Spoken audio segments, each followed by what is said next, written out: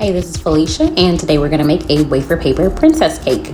So you're going to start out by grabbing your wafer paper, and I got out my paper cutter so that I can cut the paper into nice even strips. You want to use something that is going to keep your strips pretty even in size, because that's going to keep you from having to go back and trim later once you put those pieces on the cake. So if you have a ruler, that could work fine too.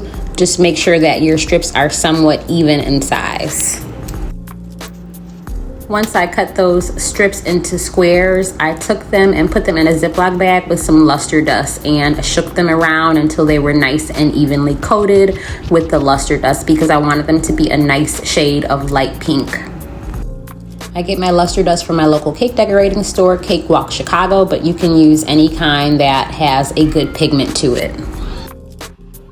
And the next thing that you're going to do is take those sheets and mist them with a little bit of water. Not too much, just a spray or two on each side.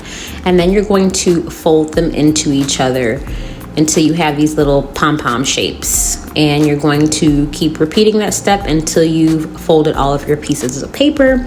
And I'm going to speed up here in just a second because this did take me a little bit of time.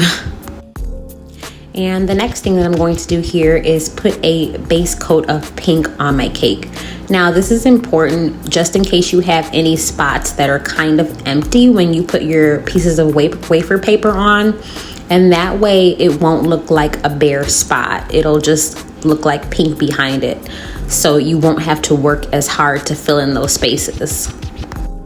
Now before the buttercream has set, I am adding on those pieces of paper and I'm layering them, alternating with the wafer paper squares and also the crinkle wafer paper lace. And then I'm just going to continue this process until this pink layer is just about completely filled. And I'm going to speed up again here.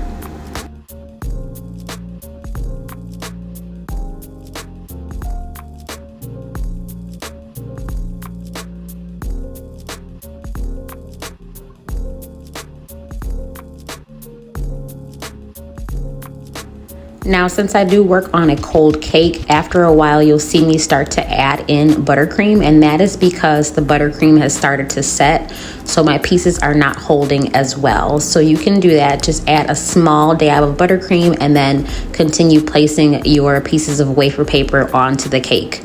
And as you can see there, I did trim some spots that were hanging out a little bit too much.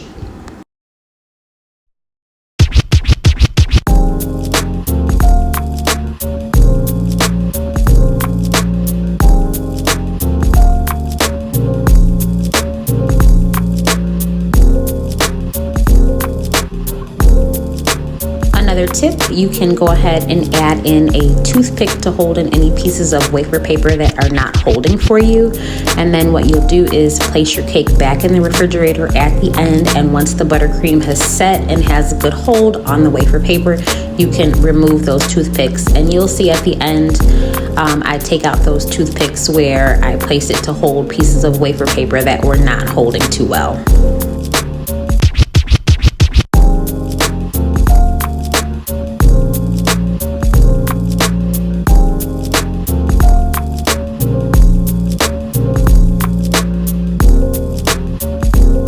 If you're interested in learning how to make the crinkle lace, I will link the video before that is from Floria Cakes. So I will link that video in the comments. The last thing that I did was place the crown on top, and then I put a one on the front that I made with my Cricut. So it's just a one that I offset a few times and layered that and hot glued it together, and then I placed it on the cake with some buttercream. And here is the final cake. Let me know your thoughts and let me know if you have any questions, and I will see you soon with the next video. Have a great one.